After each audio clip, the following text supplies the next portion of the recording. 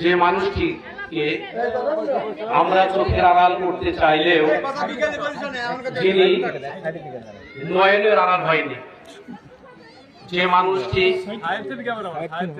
তার দৃষ্টিভঙ্গি দিয়ে, তার রাজনৈতিক সৃষ্টিশীলতা দিয়ে, তার উন্নয়ন দিয়ে, তার আদর্শ দিয়ে আমাদের হৃদয় ধারণ করে আছেন, সে আমাদের প্রিয় নেতা দেশনেত্রী বেগম খালেদা জিয়ার অত্যন্ত আশীর্বাদ পুষ্ট, যিনি বাংলাদেশের মধ্যে একজন সৎ, আদর্শ, নম্র, ভদ্র এবং বিনয়ী মানুষ হিসাবে দেশনেত্রী বেগম খালেদা জিয়ার আস্থাভাজন হয়ে উঠেছেন, বেগম খালেদা জিয়ার আশীর্বাদ পুষ্ট হয়েছেন এবং বাংলাদেশের মধ্যে যে মানুষটিকে সৎ হিসেবে তার হৃদয়ে স্থান দিয়েছেন এবং সর্বশেষ সেই দেশনেত্রী বেগম খালেদা জিয়ার দিক নির্দেশনায় তারুণ্যের অহংকার বিএনপির ভারপ্রাপ্ত চেয়ারম্যান শুধু দেশের বাইরে অবস্থান করেও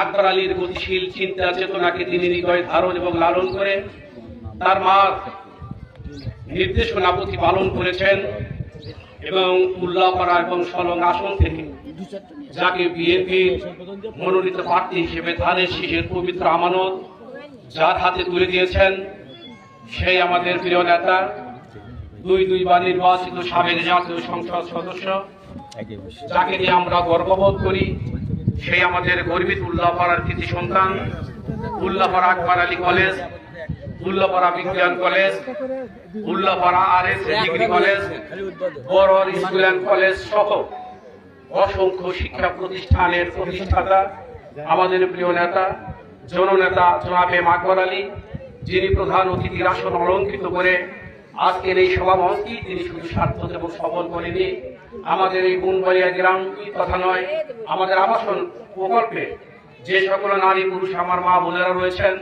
তাদেরকে ধন্য করেছেন, পুলকিত করেছেন, ঐভূত করেছেন, সেই আমাদের প্রিয় নেতা জনাবে আকবর আলী উপস্থিত রয়েছেন।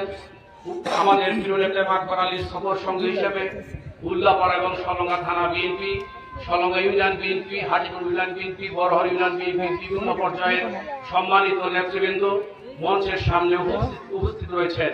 অত্র গ্রামের বিএনপি ও তার সকল অঙ্গ সহযোগী সংগঠনের বিভিন্ন পর্যায়ের নেতৃবৃন্দ এবং আমার মা ও বোনেরা, আপনাদের সকলের প্রতি রইল আপনাদের সন্তান হিসাবে, আপনাদের ছোট ভাই হিসাবে এবং সকলের পক্ষ থেকে শুভেচ্ছা ও সালাম। আসসালামু আলাইকুম ওয়া রাহমাতুল্লাহ।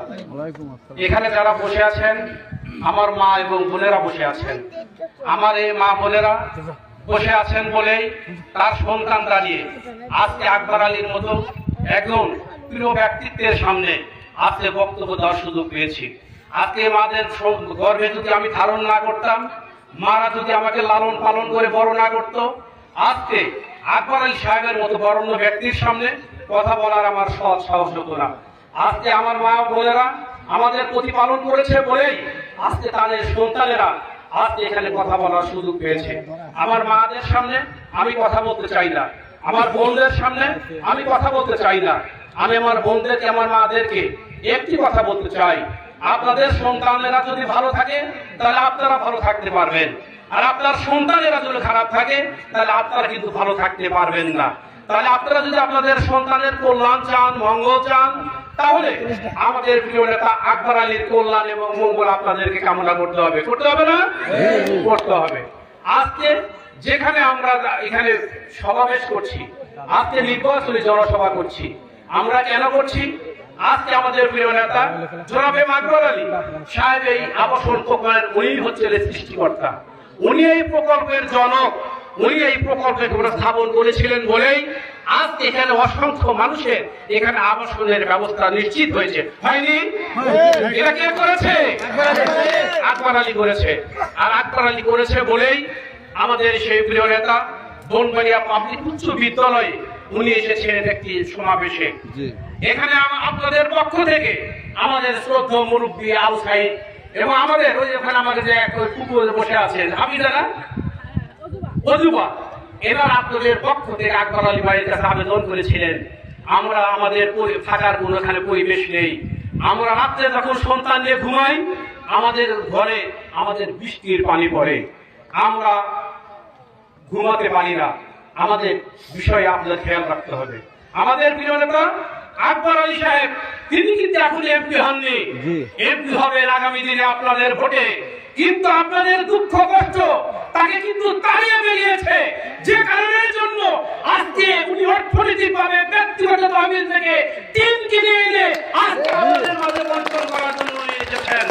তাই আপনাদেরকে আমরা দুই কণ্ঠে বলতে চাই, আপনাদের সন্তানের যদি আপনারা কল্যাণ চান এবং মঙ্গল চান, আপনাদের সন্তানকে যদি ভালো রাখতে চান, তাহলে আমাদের প্রিয় নেতা আকবর আলী সাহেবের হাতকে শক্তিশালী করতে হবে আপনাদের পবিত্র ভোটের মাধ্যমে ইনশাআল্লাহ।